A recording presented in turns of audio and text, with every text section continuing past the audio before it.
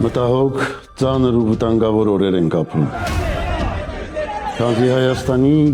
վարչապետի անմիջական ցուցումով իշխանությունները օրեցօր անպարկեշտ նախաձեռնություններով շարունակում են հանիրավի արշավը հայ առաքելական եկեղեցու դեմ, գործադրում մեղադրանքներ ու բռնաճնշումներ հոգևորականների նկատմամբ։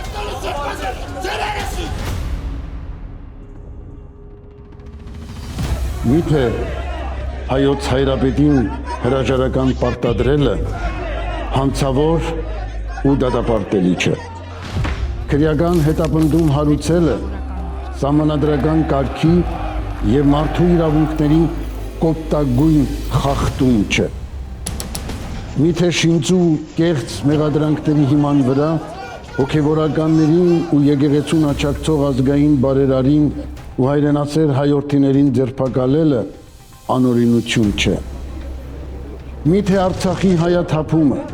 եկեղեցիների բռնազավթումը, եկեղեցական կանոնների ոտնահարումը հայրենադավություն ու հավատուրացություն չէ։ Միթե ազատ անկախ Հայաստանի Հանրապետությունում հնարավոր էր պատկերացնել, որ մի օր հրաժարվենք մեր ազգային ինքնության խորհրդանիշներից, ցեղասպանության պահանջատիրությունից։ Մենք խստագույնս դատապարտում ենք հայ ինքնության դեմ ազգակործան այս գործողությունները։ Դրանք հակաօրինական, հակաեկեղեցական, քաղաքական ուժի դրսևորումներ են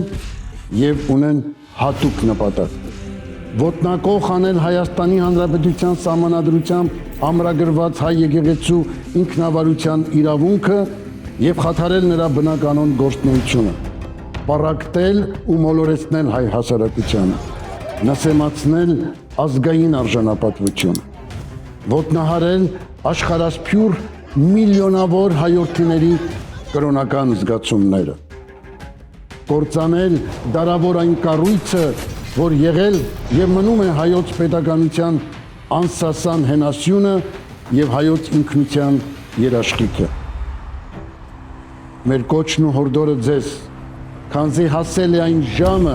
երբ եկեղեցու շուրջ համախմբված, որպես ճշմարիտ քրիստոնյաներ, պիտի ցույց տանք մեր ազգային հավաքական կամքն ու ոգին, հավատքի աղթական ուժը, մեր աներեր հավատարմությունն ու սերը Սուրբ Էջմիածնին, հանուն ուժեղ Հայաստանի, հանուն հոգևոր հզոր հայրենիքի, հանուն հայոց պետականության անսասանության։ Վստահ եմ, Տիրոջ օգնականությամբ առավել զորացած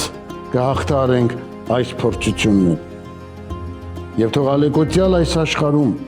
եւ մեր հայրենիքում ճշմարտությունը եւ ողորմությունը հանդիպեն, արդարությունն ու խաղաղությունը համբուրվեն։